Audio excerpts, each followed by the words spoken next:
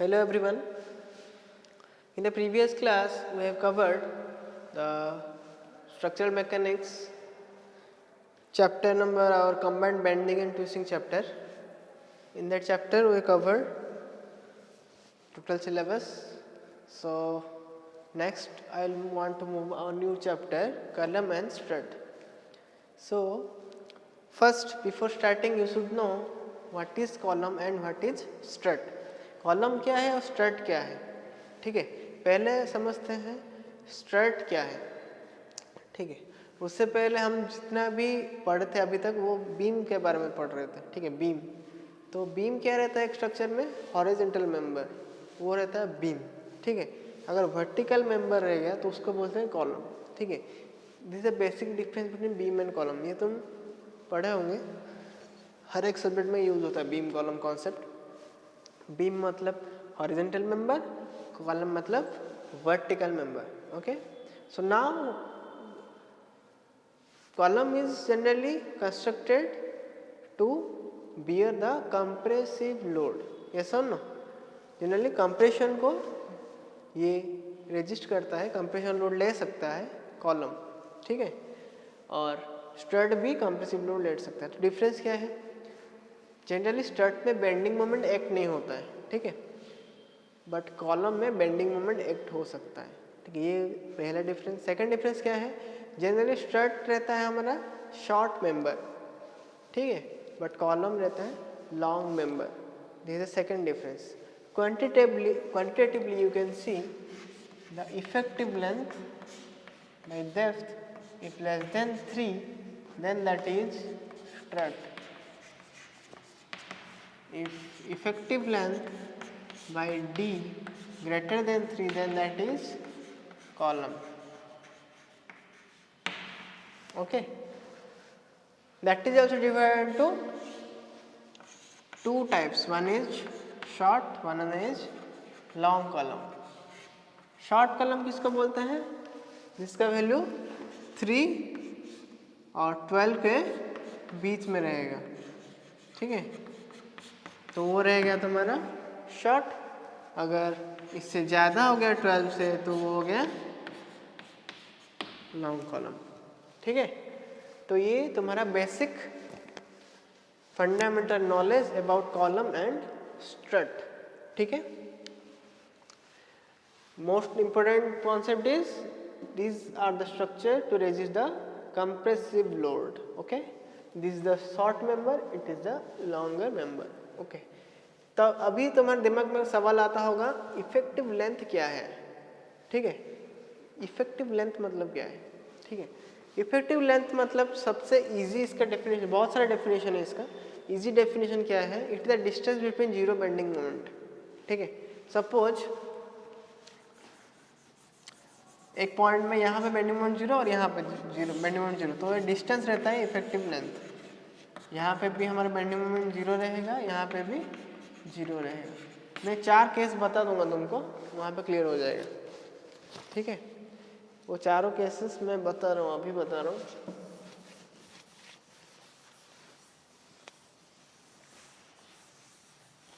उसको बोलते हैं एंड कंडीशंस, ठीक है.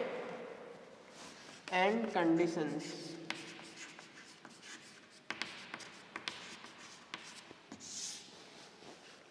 And conditions. ओके, तो एंड कंडीशंस पहला रहता है suppose both and hinged. 4 cases रहता है जो कि बहुत इंपॉर्टेंट है, अच्छे से समझ लो. ये कॉलम है सपोज, ठीक है, दोनों तरफ हिंज है, मतलब ऐसे रहेगा, ठीक है. सपोज इसका लेंथ है L. ओके, तो इसका इफेक्टिव लेंथ कितना होगा, मैं क्या बोला था, इफेक्टिव लेंथ क्या रहता है, distance between zero bending moment. यहाँ पे क्या है, बेंडिंग मोमेंट जीरो, यहाँ पे बेंडिंग मोमेंट जीरो है कि नहीं, तो डिस्टेंस भी वही L रहेगा. ये रहता तुम्हारा पहला केस. दूसरा केस क्या है, बोथ एंड फिक्स्ड.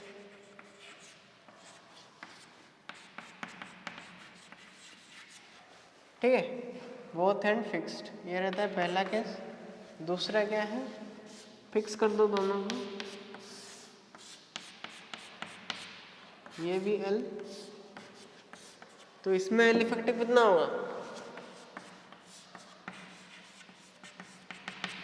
तुम देखे होगे जहाँ पे फिक्स रहता है वो एंड पॉइंट पे कभी बेंडिंग मोमेंट जीरो नहीं रहता, ठीक है, थोड़ा डिस्टेंस के बाद ही जीरो रहता है, सपोज इधर, फिर इधर से जीरो रहेगा, ठीक है, ऐसे टाइप का रहता है। तो ये डिस्टेंस तुम्हारा जनरल रहता है L/2। Remember the conditions, okay, this is case 2। The third case, one end fixed and other hinged,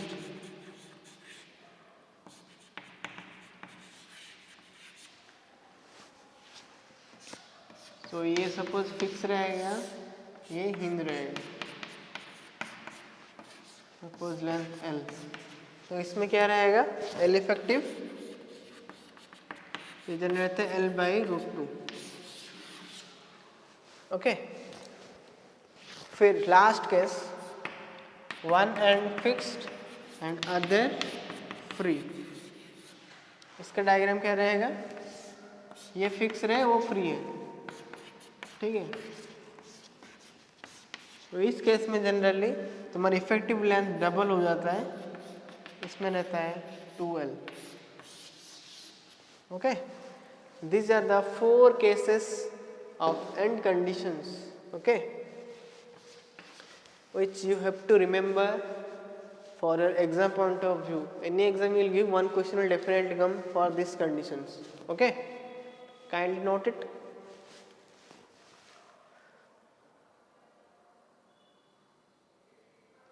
Next we will see the Euler's theory on column chapter. Euler's क्या दिया था तुमको, वो देखते हैं हम।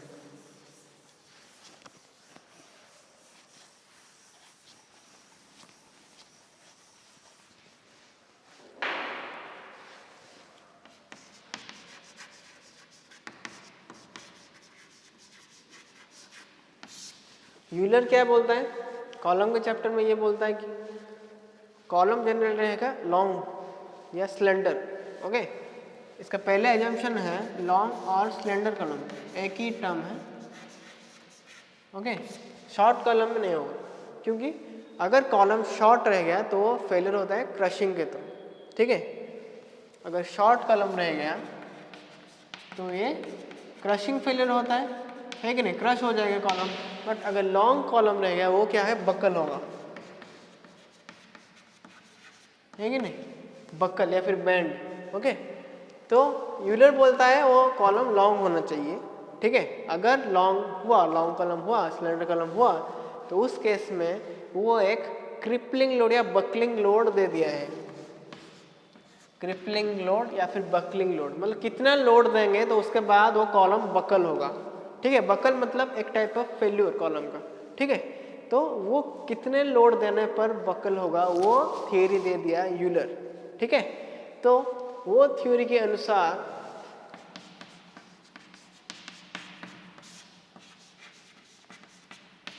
उसका फॉर्मूला हो गया ये, ठीक है। Crippling load is equal to π² EI/L effective square, ठीक है। पाई पता है तुमको 3.141 value, E modulus of electricity, Young's modulus of electricity, I inertia, L effective आ गया। तो ये फॉर्मूला दे दिया है और पूछा जाएगा तुमको एग्जाम में जनरली, एंड कंडीशन दिया रहेगा एंड पूछा जाएगा क्रिपलिंग लोड, निकाल सकते हो कि नहीं, क्योंकि तुम्हारा एंड कंडीशन दिया रहेगा तो एल इफेक्टिव आ जाएगा उसमें से, ठीक है। अगर एल इफेक्टिव आ जाता है तो ई आई वैल्यू तो दिया रहेगा तुमको, so you can easily find out the crippling load या buckling load, okay. This is called Euler's buckling और क्रिपलिंग लोड।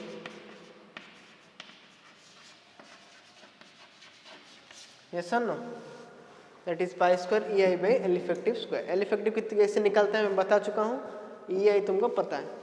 मॉडिफाइड फॉर्मूला इसका क्या रहेगा, if anyone want to modify pi square और ई कांस्टेंट रहेगा. इनर्शिया मतलब generally A into K square. Inertia का formula पता है ना, area into radius to gyration square by L effective square. This formula can be modified like this. This is second form A K square. Third form क्या रहेगा? Third form में एक term आता है, वो कैसे आता है मैं दिखाता हूँ. पाई स्क्वायर ई ए को वैसे रख दो, ये के को नीचे ले आओ, एल इफेक्टिव बाई के होल स्क्वायर कर दो इसको, तो ये हो जाता है क्या? Slenderness ratio, that is lambda. तो लैम्डा को बोलते हैं slenderness ratio.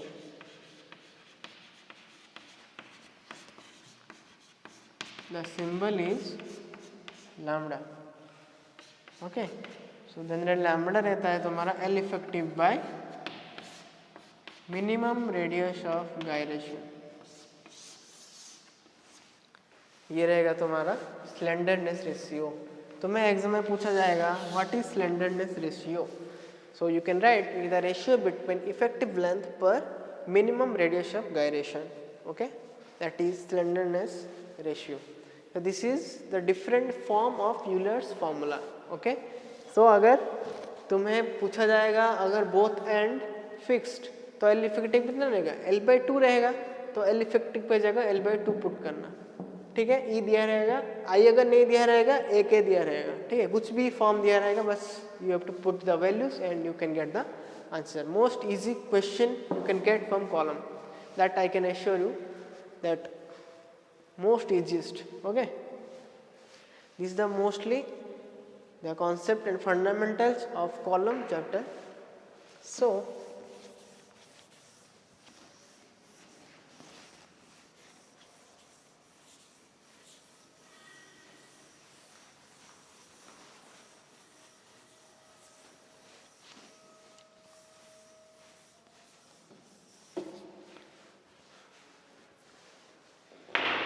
okay, so generally one term is there, that is middle third rule or core or kernel, that I want to tell you. That is in the chapter of combined bending and twisting. At the time I told I will tell in the column chapter. Middle third rule. Okay, or you may have seen the term like core kernel. So what does it mean? इसका मतलब क्या है?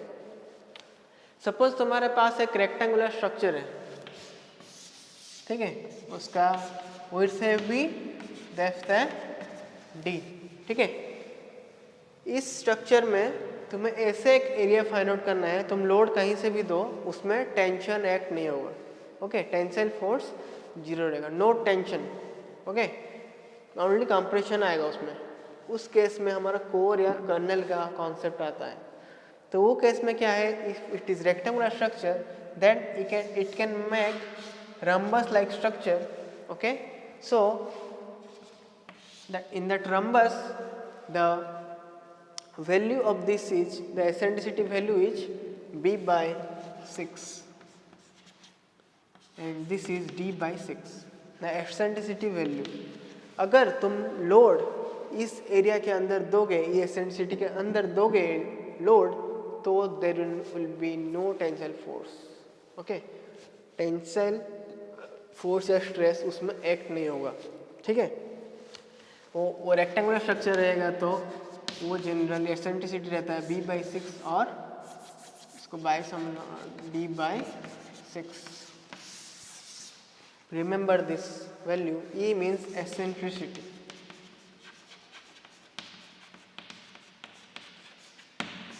Generally moment कैसे आता है? Load into eccentricity रहता है. Load और एसेंट्रिसिटी कितना दोगे. ठीक है, अगर एक्सियली लोडेड रहता है तो वहाँ पे एसेंट्रिसिटी जीरो रहता है. ठीक है, उसमें बेंडिंग मोमेंट नहीं आता है. ठीक है, अगर एसेंट्रिसिटी रहेगा उसमें बेंडिंग मोमेंट आएगा, क्योंकि लोड एक्सियल नहीं रहता है उस केस में. एक्सियल मतलब क्या? एक स्ट्रक्चर है, इसमें दोनों तरफ ऐसे खींच लेगी, वो हो गया एक्सियल. ओके, अगर तुम कुछ एसेंट्रिसिटी दोगे, ठीक है, मतलब एक्सियली लोडेड नहीं होगा, कुछ एसेंट्रिसिटी होगा, लोड इनटू परपेंडिकुलर डिस्टेंस, तो उस केस में मोमेंट जनरेट होता है. ठीक है, तो यहाँ पे अगर एसेंशिएट तुम b/6 और d/6 देते हो तो रेक्टेंगुलर केस में ऐसे एक रम्बस फॉर्म होता है, ये तो रम्बस। ओके, इसके अंदर तुम अगर लोड दोगे तो उसमें टेंशन फोर्स एक्ट नहीं होगा। ठीक है, वो general rhombus like structure form करता है। ठीक है, इसको बोलते हैं कोर कर्नल, या it is also called middle third rule. Because why it is 1/3 rule? Because b/6 it is also b/6 the rhombus size, so total will be b/3, yes or no? This total will be b/3 like this, d/6 and नीचे भी d/6, तो total d/3। d/6 plus d/6 को क्या रहता है? d/3 रहता है ना, इसीलिए बोलते हैं इसको मिडिल थर्ड रूल। ठीक है, तो तुम्हारा जनरली यही आता है रेक्टेंगुलर केस में। अगर तुम्हें पूछा जाएगा दूसरा केस सर्किल के केस में, तुम जान लो वैल्यू, वो रहता है d/8। d क्या रहता है? डायमीटर। ठीक है, it is less than equal to, less than equal रहता है किसमें? इसमें इससे ज़्यादा नहीं हो सकता। ठीक है, इक्वल रहेगा, लेस भी चलेगा। ठीक है, लेस मतलब इसके अंदर और क्या, इससे बाहर अगर तुम लोड दोगे तो उसका कोई गारंटी नहीं कि टेंशन नहीं आएगा। ठीक है, तो ये रहता है सर्किल के केस में। If it is circle, it is rectangular case. Okay, the different case, this में asked for 2 marks or 3 mark question. Okay, what is core or kernel and what is the value of eccentricity value and what is middle third rule? These questions may come in an exam. Okay, so these are different things in column or strut chapter, not much, it is a small chapter. So in this I conclude my chapter here. If anything left I will cover in next class. Okay, thank you.